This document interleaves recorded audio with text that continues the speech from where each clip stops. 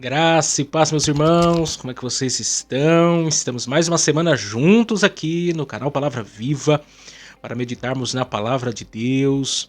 Fico muito feliz de toda semana vocês, estarem aqui, acompanhando aqui o nosso canal, deixando aí o seu joinha, compartilhando, comentando, aqui os nossos vídeos. Eu fico sempre muito alegre. Ou quando alguém me encontra e fala assim, olha, eu tô acompanhando lá o canal, tô acompanhando os vídeos, fico sempre muito feliz de ter a participação de vocês aqui no nosso canal, como também lá no canal MQ Podcasts, que vocês também podem estar lá se inscrevendo. Sempre uma satisfação, sempre uma alegria ter a participação de vocês nesse movimento aqui, nesse projeto de Deus, de estar na internet produzindo um conteúdo relevante da palavra de Deus. Tem muita gente na internet. A internet é um território hoje abençoador para quem usa bem essa ferramenta. Também é uma ferramenta destruidora, dependendo nas mãos de quem está, Mas nós estamos aqui com um propósito. O propósito é de pregar a palavra de Deus, ser fiel à palavra de Deus, ser fiel a Deus, porque meu propósito aqui não é fazer um monólogo de mim mesmo. Eu não tenho nada para oferecer de mim mesmo para vocês, mas o Senhor e a sua palavra tem. A palavra de Deus é fonte para nossas vidas, ela que alimenta a nossa alma. Por isso que o canal e esse projeto, esse programa Palavra Viva está aí já há algum tempo no ar. Nós estamos aqui sempre produzindo conteúdo relevante para vocês aí, e eu conto com as suas orações, conto com a sua colaboração aí de compartilhar, de curtir, de mandar para mais pessoas aí. Seleciona uns 10 contatos aí, manda esse conteúdo aí para mais pessoas aí, que eu tenho certeza que será abençoador. O vídeo do jejum, sei que muitas pessoas gostaram.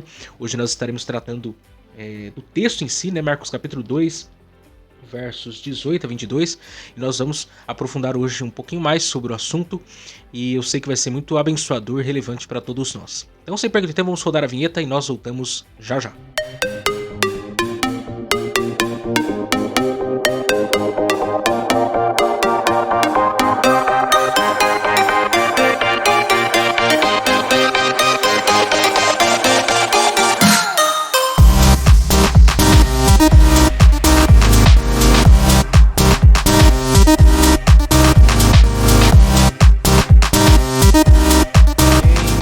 Lá.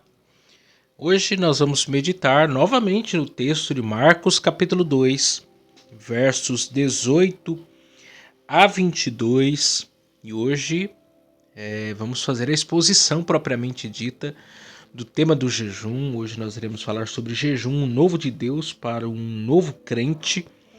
Na semana passada nós falamos sobre o jejum de um aspecto mais panorâmico, olhando para as escrituras de maneira geral sobre o tema do jejum, mas hoje eu quero expor esse texto de Marcos capítulo 2, versos 18 a 22, e entender aquilo que Jesus tinha aqui a nos ensinar, esse episódio aqui, esse fato aqui que acontece.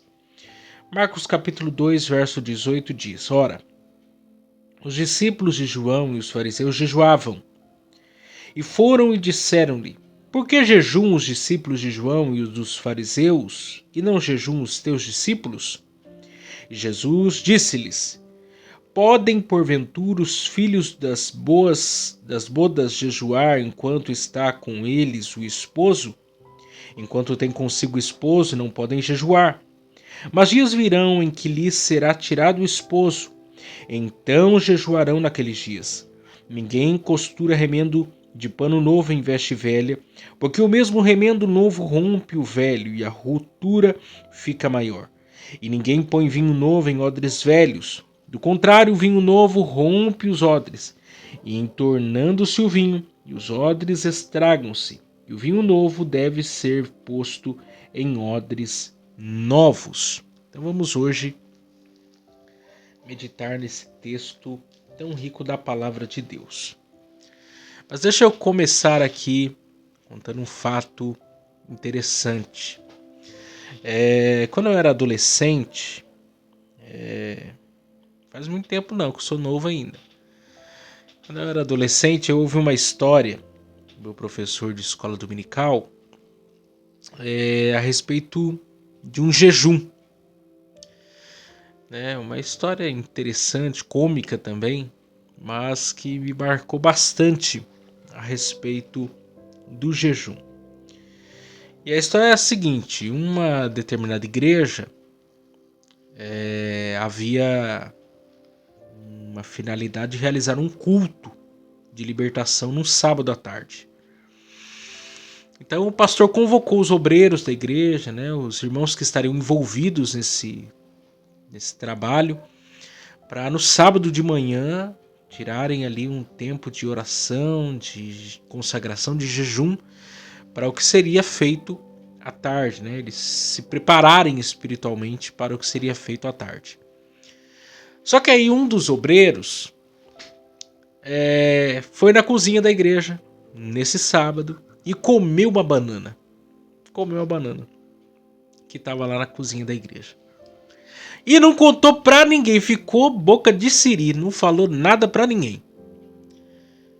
Muito bem, acabou a consagração. Todos se reuniram à tarde para o grande culto de libertação e tal. E aí acontece o quê? Houve lá uma manifestação demoníaca lá, comum de cultos com essa temática.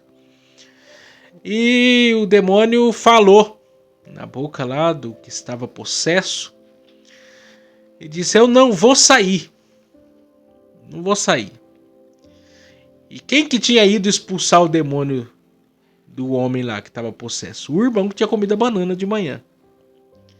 E o demônio falou assim: eu não vou sair porque você comeu a banana. Você comeu a banana, então eu não vou sair. Já pensou a situação? O irmão, sábio, com muita autoridade, falou assim: mas eu não estou expulsando você em nome da banana, eu estou expulsando você em nome de Jesus. Então você vai sair sim. E expulsou o demônio e o demônio foi embora. É uma história cômica, né? Imagina uma situação como essa, né? Mas o inimigo, ele é acusador, né? O inimigo é astuto, ele é ardiloso, né? Ele usa de seus recursos. E essa história, embora inusitada, ela é uma história marcante, me marcou sobre a questão do jejum, porque quando a gente fala de jejum sempre tem algo, né, curioso. Você fala assim: vou fazer um jejum, aí o povo te convida para comer lanche, aí o povo te convida para comer pizza, aí tem churrasco na casa dos amigos, né? Tem aquela macarronada, aquele frango com farofa, né? Tem aquele mocotó, aí tem o caldinho no frio, tem chocolate quente, todo mundo inventa alguma coisa parece que para provocar o cara que tá no jejum, né? Fora o fato que quando a gente fala de jejum sempre tem aquele que se opõe ao jejum, aquele que entende o jejum de forma errada, ou aquele que tem uma vaidade espiritual em relação ao jejum porque jejua. Mas a verdade é que o assunto do jejum é um assunto muito importante que nós precisamos compreender à luz da palavra de Deus. Marcos capítulo 2 é o capítulo da oposição do ministério de Jesus. Nós fizemos aqui a exposição completa do capítulo 1. Vocês podem acessar aí todas as mensagens. São 10 mensagens só no capítulo 1. Mas no capítulo 2 vocês estão percebendo que há uma forte oposição ao ministério de Jesus. Há uma forte oposição ao ministério de Jesus. Isso começa o quê? No coração dos religiosos, né? Marcos capítulo 2, versos 6 a 9. Quando nós temos lá os escribas, os fariseus, indagando em seu coração do porquê Jesus teria perdoado, né? Com que autoridade diziam eles? Perdoa pecados. Com que autoridade ele perdoava pecados? Depois eles passaram a questionar os discípulos de Jesus. Marcos 2, 16 e 17. Temos Jesus à mesa com os pecadores. E os fariseus, eles questionam, não a Jesus, questionam os discípulos de Jesus do porquê Jesus se assentava à mesa com os pecadores. E por fim, nós temos aqui, capítulo 2, verso 18, eles questionando a Jesus a respeito do jejum. Como na semana que vem nós vamos tratar do Shabat, vamos tratar do sábado, final do capítulo 2, haverá novamente eles questionando a Jesus a questão do sábado. Então, assim, a oposição ao ministério de Jesus em todo o capítulo 2, em episódios e situações diferentes. Há uma oposição declarada a Jesus e ao que ele representava, como aos seus discípulos, né? Eles tinham um profundo ódio de Jesus e daquilo que ele de fato representava. E nós falamos anteriormente sobre a questão do jejum, né, de forma ampla, de forma panorâmica, mas agora nós vamos analisar as palavras de Jesus, vamos analisar o texto em tela, que gira em torno de uma pergunta, que é a pergunta feita pelos fariseus e a resposta de Jesus a essa pergunta. A pergunta está em Marcos 2,18, pergunta feita pelos fariseus, quando eles perguntam a Jesus, quando eles indagam a Jesus: por que jejuam os discípulos de João e os dos fariseus e não jejuam os teus? No caso, os teus discípulos. Se vocês ouvirem um barulho aqui, fiquem em paz. Não é terremoto, não. É porque eu tô gravando hoje aqui, o barulho tá grande mesmo. Mas fiquem em paz aí. E a pergunta dos fariseus é essa: por que jejuam os discípulos de João e dos fariseus e não jejuam os teus? E o texto em tela, ele tem por objetivo responder. Jesus responde essa pergunta feita pelos religiosos daqueles dias. Mas nós temos que fazer uma outra pergunta em cima dessa pergunta. E a pergunta é: por que eles fizeram a Jesus essa pergunta? Eles perguntaram a Jesus, por que, vou repetir a pergunta, por que jejuam os discípulos de João e dos fariseus e não jejuam os teus? Mas a pergunta é, por que eles fizeram essa pergunta? Qual é a motivação pela qual eles fizeram essa pergunta? Esse é o coração de toda a passagem, né? Então nós vamos entender algumas coisas aqui a respeito disso. O porquê que eles fizeram essa pergunta? Em primeiro lugar, porque a espiritualidade deles estava pautada numa religiosidade de teatralização. Porque a religiosidade deles estava pautada numa religiosidade de teatralização. No aramaico, a palavra jejuar, ela significa estar de luto. Estar de luto. E os fariseus, eles jejuavam. Os discípulos de João jejuavam, né? Embora as motivações de ambos eram diferentes, né? A motivação dos discípulos dos fariseus jejuarem era uma. A motivação dos discípulos de João jejuarem era outra, né? Os discípulos dos fariseus, ou os próprios fariseus, jejuavam, mas a motivação era uma autopropaganda de si mesmos, né? Eles tinham uma vaidade pessoal, um orgulho espiritual exacerbado. Quando nós observamos o texto lá de Lucas, capítulo 18, quero ler com vocês, versos 9 a 14, diz: e disse também esta parábola, Jesus falando, a uns que confiavam em si mesmos, crendo que eram justos e desprezavam os outros. 2 homens subiram ao templo a orar, um fariseu e o outro publicano. O fariseu, estando em pé, orava consigo dessa maneira: ó Deus, graças te dou porque não sou como os demais homens, roubadores, injustos e adúlteros, nem ainda como este publicano. Jejuo 2 vezes na semana, dou o dízimo de tudo quanto possuo. O publicano, porém, estando em pé, de longe, nem ainda queria levantar os olhos ao céu, mas batia no peito dizendo: ó Deus, tem misericórdia de mim, pecador. Digo-vos que este desceu justificado para sua casa, e não aquele, porque aquele que a si mesmo se exalta será humilhado, e qualquer que a si mesmo se humilha será exaltado. Essas são as palavras de Jesus. Então veja bem, a intenção com que eles jejuavam, os fariseus, não era a de um quebrantamento genuíno. Eles não estavam jejuando preocupados em de fato se humilharem diante da presença de Deus e ansiando por Deus. Estarem de luto diante de Deus por conta dos seus pecados, por quererem uma vida de santidade ou coisa semelhante. Não, eles faziam isso de forma pública, eles faziam isso de forma a receber aplauso, a receber elogios. Eles queriam confete, eles queriam glitter, eles queriam holofotes.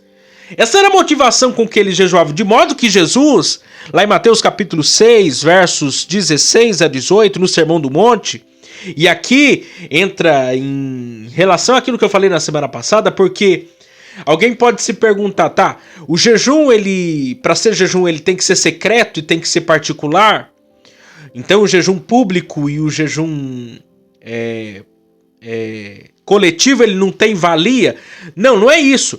Mateus capítulo 6, e eu quero ler com vocês, versos 16 a 18, Jesus, ele estava advertindo a motivação errada de se jejuar. Ele estava combatendo os fariseus por causa desse pensamento, qual eu li, que está lá em Lucas, né? A parábola que ele contou do fariseu e do publicano.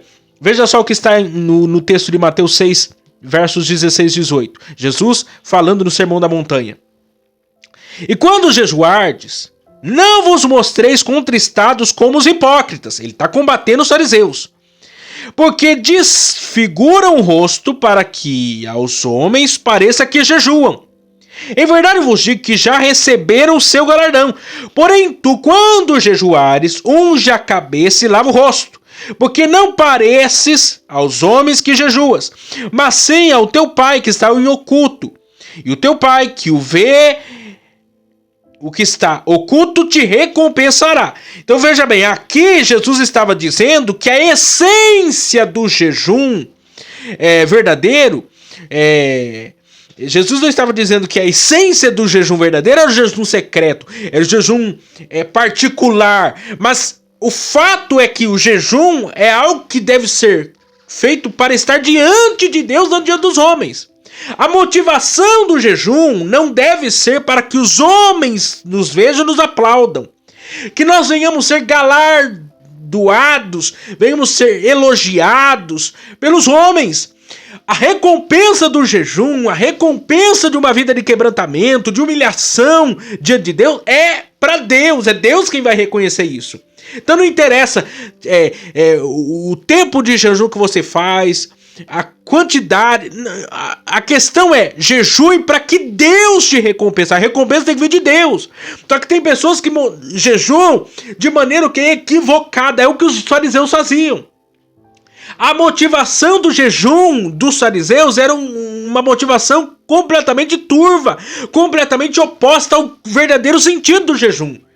Então, ou seja, esse era o jejum que Deus não se agradava, era o jejum que não condizia com a vontade de Deus. Você quer jejuar? Jejue, mas jejue para que Deus veja, para que a recompensa venha de Deus, que o quebrantamento venha a ser diante de Deus, que a recompensa venha a ser diante de Deus. Não era o que os fariseus faziam.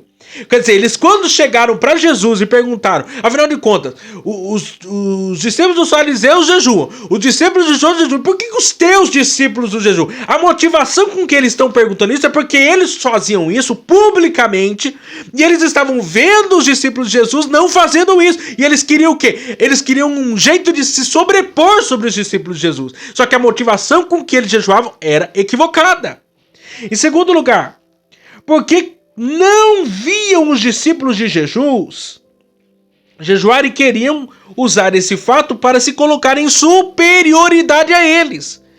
Afinal de contas, por que eles fizeram aquela pergunta a Jesus? Eles fizeram aquela pergunta a Jesus por quê? Porque não viam os discípulos de Jesus jejuarem, né? E queriam usar esse fato, esse pretexto para se colocar numa posição elevada, como alguém que está em superioridade.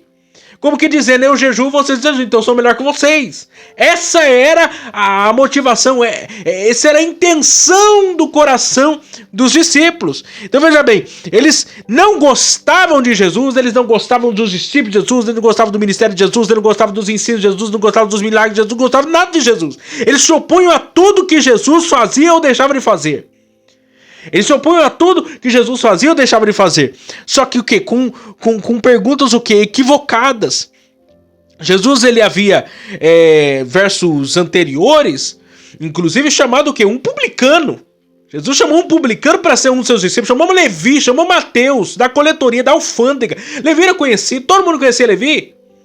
De repente Levi dá um banquete na sua casa, chama outros publicanos, Jesus senta à mesa. Eles ficam do lado de fora observando o que está acontecendo lá. E eles se opõem ao ministério de Jesus. Quer dizer, eles querem de qualquer maneira o quê? Se opor a Jesus. Imagina, Jesus era festeiro.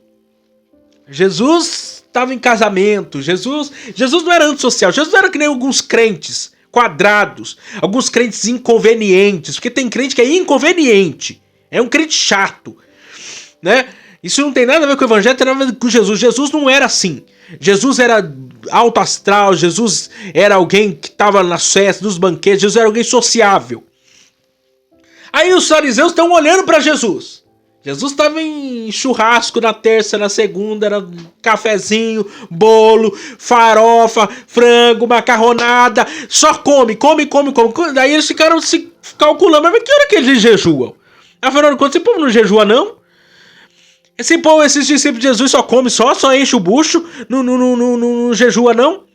Então eles pegam isso o quê? Para querer colocar Jesus e seus discípulos numa emboscada. Para quererem estar em superioridade a eles. Para quererem estar o quê?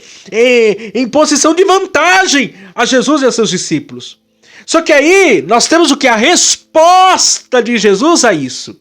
Né? E Jesus, ele era especialista em pessoas. Eu amo os diálogos de Jesus, eu amo as respostas de Jesus, porque Jesus nos dias atuais desmascararia muitos falsos profetas, muitos falsos pastores, muitos falsos crentes, muitos fariseus. Jesus ia acabar com a raça de muita gente nesses dias, porque Jesus sondava o coração daqueles. Antes que o povo viesse com a polenta, que viesse com a farinha, Jesus já vinha com a polenta. Jesus já envolvia, já fazia tudo. Jesus, ele observava a motivação do coração pela pergunta que era feita. E aí Jesus, ele responde a indagação deles. Só que Jesus, ele responde como? Jesus é inteligente. Jesus responde a pergunta deles com outra pergunta. Jesus rebate eles com outra pergunta. E Jesus responde no verso 19 dizendo: podem, responderam só dizendo, podem porventura os filhos das bodas jejuar enquanto está com eles o esposo? Olha só a pergunta de Jesus. Eles perguntaram, por que não jejuam? Jesus falou, mas será que eles podem jejuar enquanto eles estão na presença do noivo em festa? Enquanto está havendo um casamento aqui, será que eles devem jejuar? Ainda o texto continua e diz, Jesus diz, resposta de Jesus, enquanto tem consigo o esposo, não podem jejuar. Jesus pergunta e Jesus responde a pergunta. Enquanto tem consigo o esposo, não podem jejuar, mas dias virão em que ele será tirado o esposo, e então jejuarão naqueles dias. Jesus está respondendo a perguntas deles. O que Jesus estava dizendo? O efeito, né, o jejum feito pelos judeus, porque, veja bem, o jejum feito pelos judeus, antes da chegada do Messias, antes da chegada do noivo,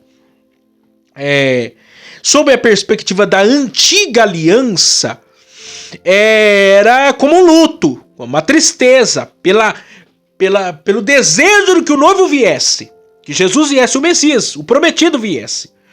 Essa era a motivação pela qual jejuavam os judeus naqueles dias. Era um momento de contrição, de quebrantamento, uma ansiedade, uma espera pelo Messias esperado, prometido, pela restauração de Israel, pelo cumprimento das promessas. Eles jejuavam com essa ansiedade, que viesse o noivo, que viesse o prometido.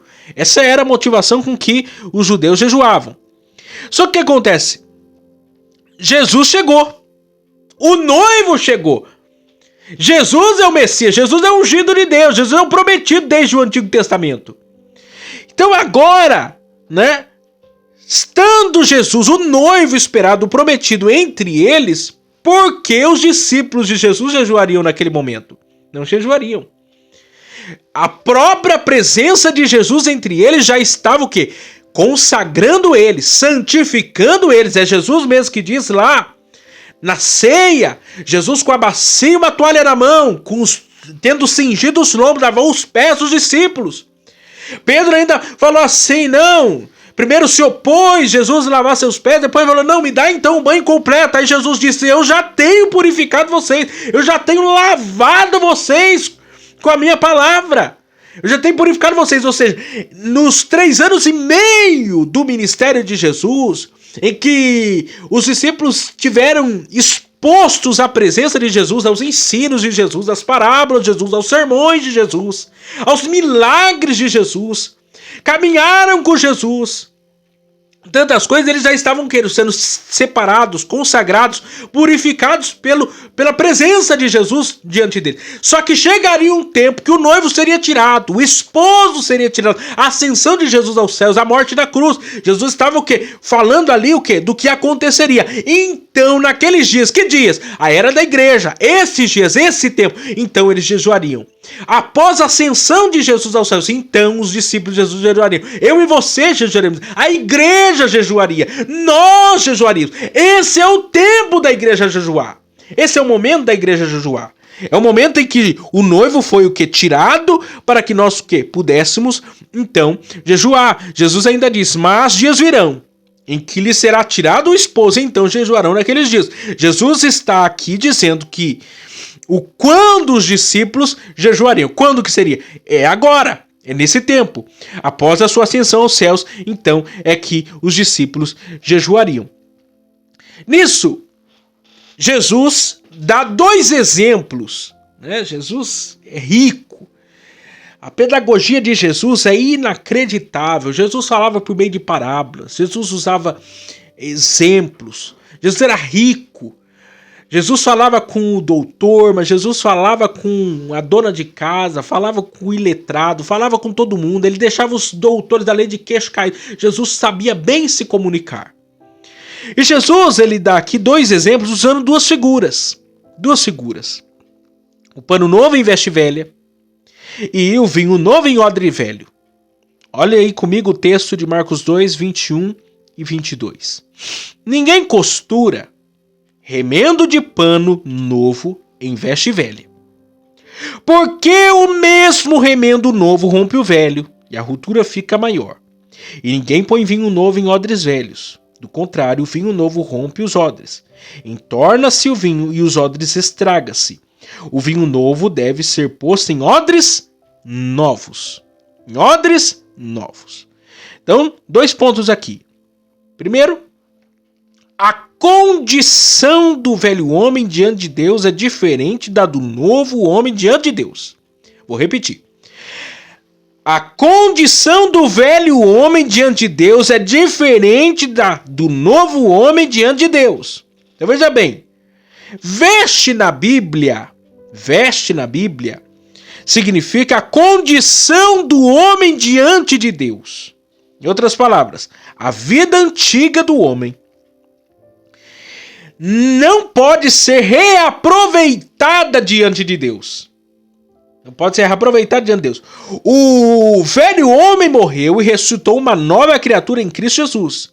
Ou seja, não dá para continuar viver numa vida antiga, não dá para continuar na vida antiga de pecado se em Cristo nós temos uma vida nova. Isto é, santificação. Jesus está aqui sendo muito claro sobre o assunto. Roupa fala de condição diante de Deus. Jesus está dizendo assim, não tem como eu pegar uma roupa nova.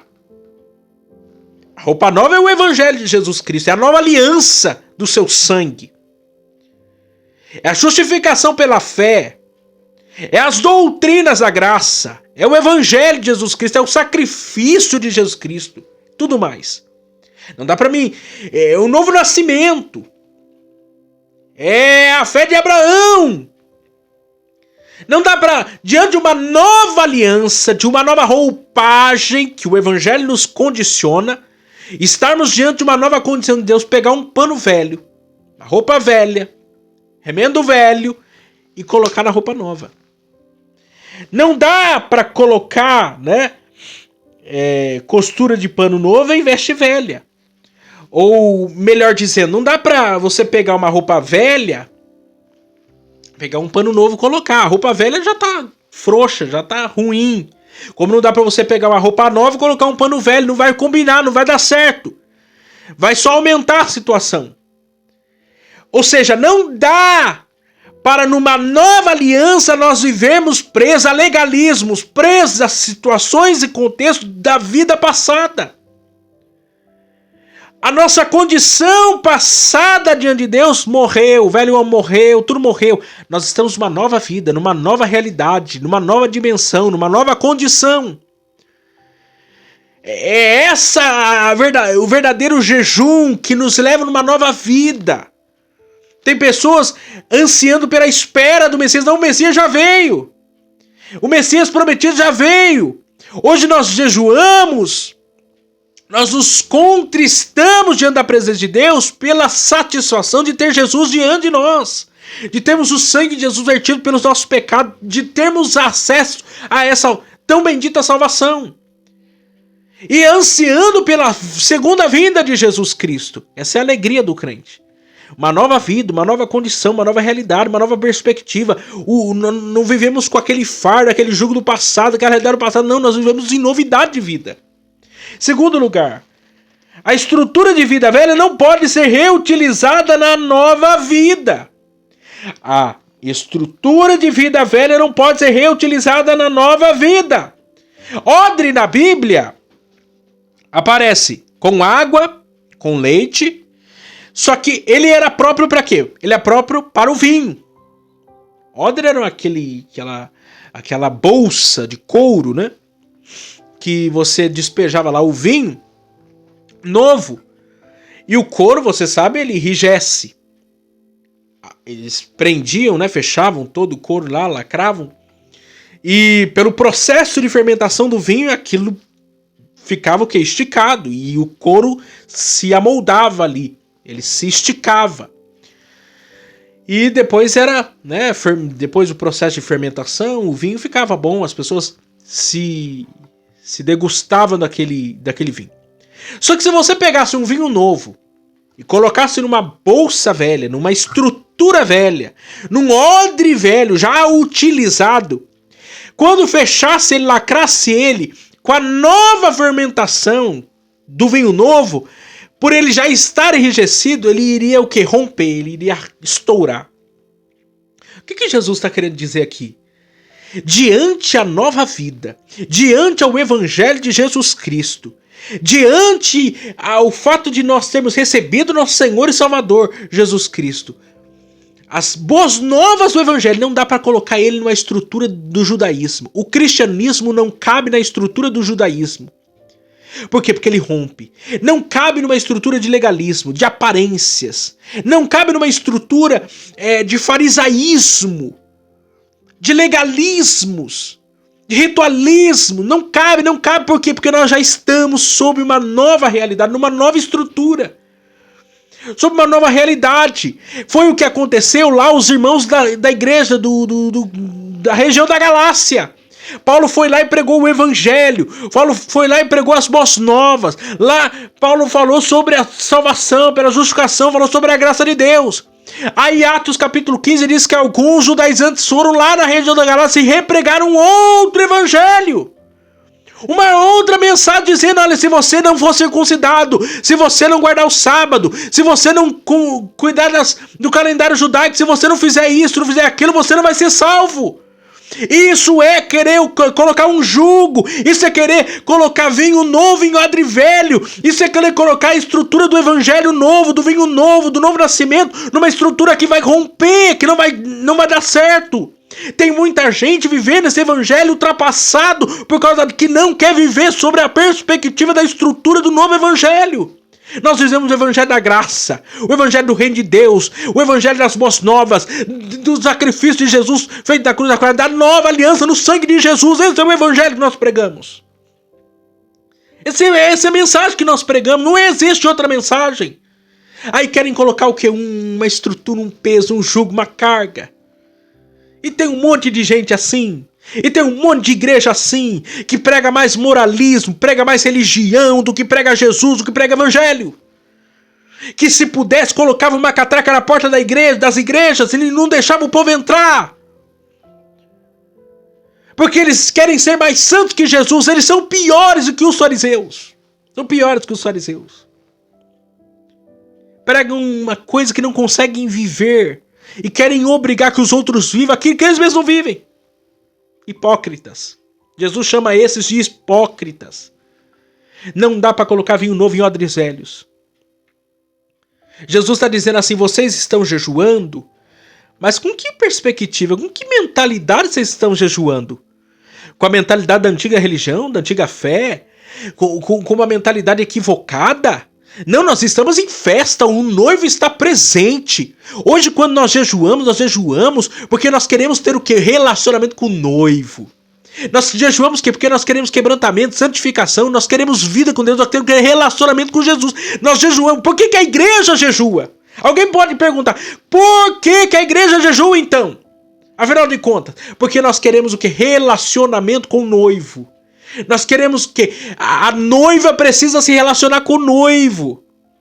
E nós vamos o quê? Melhor nos relacionar com o noivo que jejuando, quebrantando-nos, buscando santificação, esvaziando de nós mesmos, se abstendo das coisas terrenas, se conectando, se alimentando do verdadeiro pão do céu, a presença de Deus, fome de Deus, ansiedade pela presença de Deus. Tem gente que jejua por casa própria, por tantas coisas. Não, a finalidade maior do jejum é o quê? É a presença do noivo, é o relacionamento com o esposo. É festa, é celebração. A realidade é outra, a estrutura é outra, a motivação é outra. Não há orgulho, não há vaidade, não há prepotência naquilo que fazemos, porque estamos fazendo isso o quê? Com alegria diante da presença do Senhor. Alegria diante da presença do Senhor. Então, resumindo, vinho novo no cristianismo. O Evangelho de Cristo não pode ser colocado no odre velho do judaísmo. A estrutura velha não pode, suportar o vinho novo. A fé em Cristo não é, nem pode ser pautada em legalismos. O Evangelho de Cristo, a vida cristã, é vinho novo em odre novo. O Evangelho faz, na vida do crente, o prepara para um novo de Deus.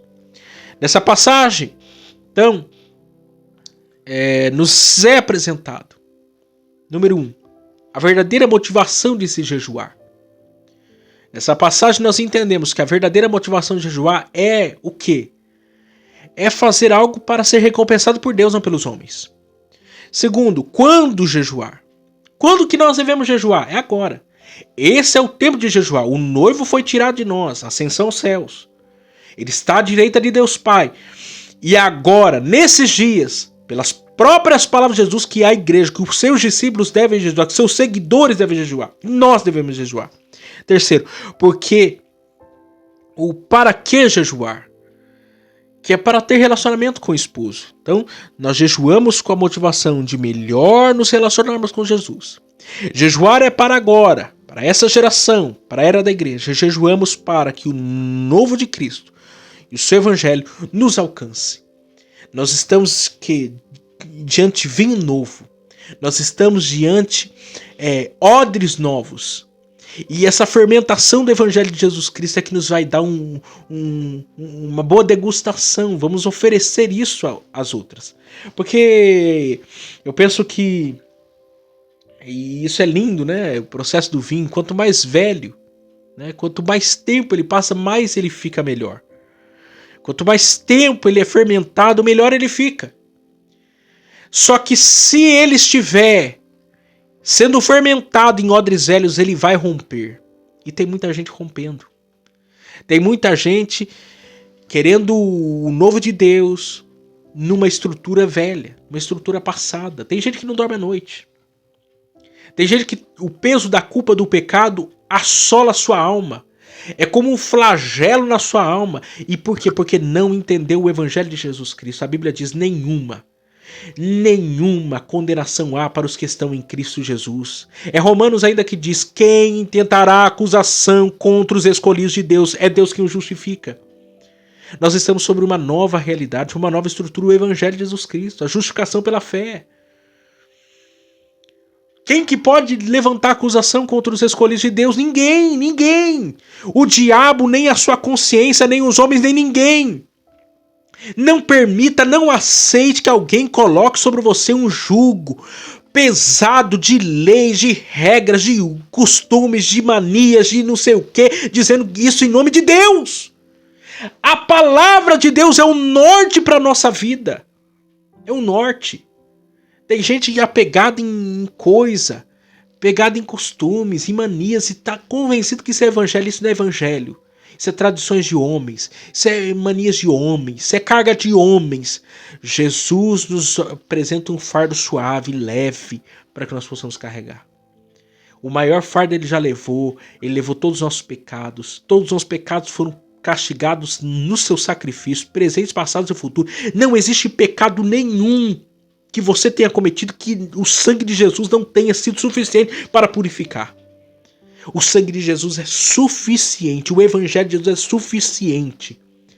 Eu penso que nós temos que pregar o evangelho para nós mesmos todos os dias. Todos os dias nós temos que nos lembrar: obrigado, Senhor, por tão bendita, tão grande, tão poderosa a salvação, por ter perdoado os meus pecados que eu cometi no dia chamado hoje. Porque eu menti, porque eu falei o que não devia falar, porque eu desagradei, eu entristeci a pessoa do Espírito Santo, mas o teu sangue me purifica de todo o pecado, bendito seja o nome do Senhor. Essa é a alegria da salvação, isso é o evangelho, é vinho novo. É vinho novo. Quem de nós, o que eu e você, alguém pensa que jejum perdoa pecado? Não é jejum que perdoa pecado. Perdoa pecado é o sangue de Jesus, é o perdão de Cristo, é o sacrifício substitutivo de Jesus realizado na cruz do Calvário. Eu quero que você jejue, mas jejue tendo certa motivação correta. A mentalidade correta: jejue porque você quer melhor se relacionar com Jesus. Porque você quer mais da presença de Jesus, você quer a doce presença de Jesus na sua vida. Você quer que o Espírito Santo faça morada e habitação em você. Que Deus abençoe vocês. Semana que vem nós vamos falar sobre o Shabat. E vamos ver mais uma oposição aí dos religiosos de plantão. Afinal de contas, o sábado é ou não para se guardar? O que é o Shabat? O que é o descanso? Nós precisamos entender isso também à luz da palavra de Deus. E vamos, na semana que vem, se Deus assim permitir, concluir o capítulo 2 do Evangelho segundo escreveu Marcos. Pega esse link, compartilha aí com umas 500 pessoas aí. Uns 200 contatos você tem no WhatsApp, que eu tenho certeza que será muito abençoador. Deus abençoe vocês e até semana que vem.